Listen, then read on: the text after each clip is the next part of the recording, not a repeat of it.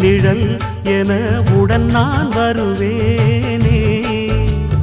ஏழ் பிறப்பும் உயிர் துணை உனை நான் பிரியேனே.